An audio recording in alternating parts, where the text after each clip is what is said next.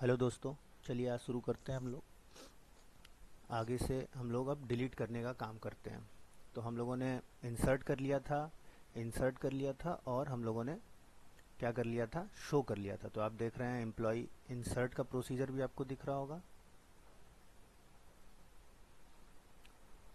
और ये रहा इंसर्ट का प्रोसीजर। और इसके बाद से हम लोगों ने शो भी कर लिया था, ये रहा शो का। और ये रहा अब डिलीट का। डिलीट में क्या करना है, प्रोसीजर लिखना है। बिगिन करेंगे डिलीट फ्रॉम जिस टेबल का नाम है एम्प्लॉय आईडी, हम लोग वहाँ सप्लाई करेंगे। किसको डिलीट करना है इसके लिए एक पैरामीटर ऐड होगा ये। अब हम लोग डायरेक्ट चलते हैं अपने एप्लीकेशन पे। ये रन कराने के बाद आगे बढ़े और हम लोग सबसे पहले डिलीट का हम लोग मेथड बनाएंगे अपने सी शार्प में ही, सी शार्प कोड में। तो आप इस पे ध्यान दीजिए कि डिलीट में केवल और केवल एक ही पैरामीटर की ज़रूरत पड़ती है, जो कि है एम्प्लॉय आईडी।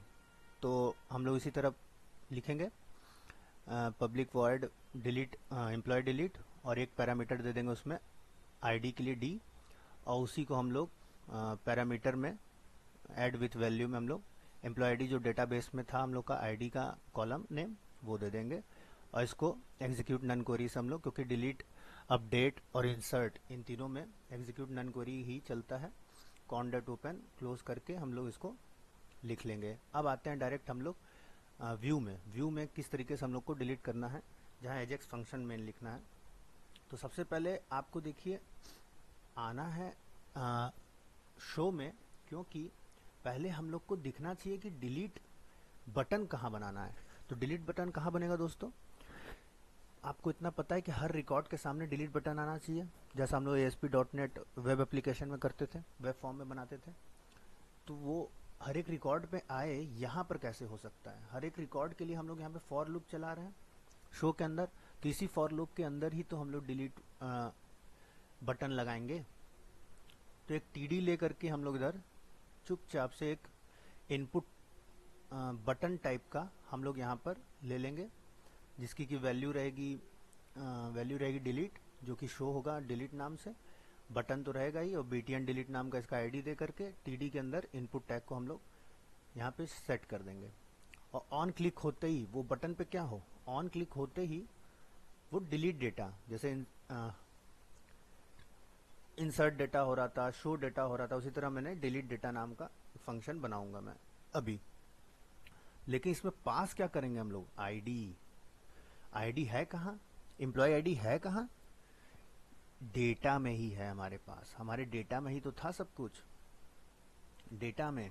तो डेटा जो यहाँ पर आया सक्सेस नाम के फंक्शन में, डेटा वही डेटा ही तो सब कुछ रखा हुआ है। हर एक पैरामीटर्स हमारे column name, employee ID, employee name, employee mobile, employee age, यही सब तो लिया हुआ है, ये डेटा ही तो लिया हुआ है।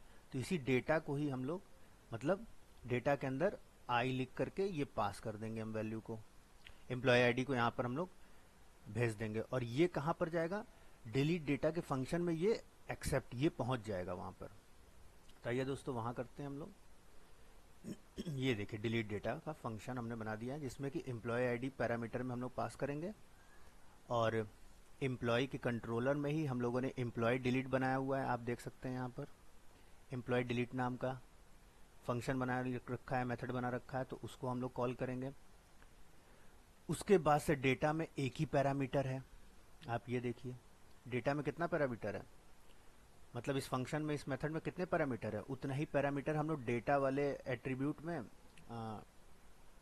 प्रॉपर्टी में, डेटा वाले प्रॉपर्टी में हम लोग उतना ही पैरामीटर पास करते हैं। तो एक ही पैरामीटर है डी नाम का, और डी नाम का क्या है, एम्प्लॉय आईडी। एम्प्लॉय आईडी को हम लोग यहाँ पास कर दे रहे हैं। उसके बाद क्या करना है, चुपचाप से यहाँ पर हम लोग को अलर्ट नाम का फंक्शन भी जनरेट करना है। यहाँ टी नहीं लगा हुआ है, इसको लगा देते हैं। ओह सॉरी, ये अलर्ट ही होगा, हाँ ठीक है। अगर सब कुछ ठीक है तो डेटा यहाँ सक्सेस में आएगा, तो data has been deleted successfully. और कुछ एरर है तो अलर्ट यहाँ पे चलेगा, data has not been deleted successfully. बस एक चीज़ का आप लोग ध्यान रखिएगा कि प्रोसीजर जब भी कॉल होगा वो इसी मेथड में होगा, ये तो आपको पता ही है। जैसे यहाँ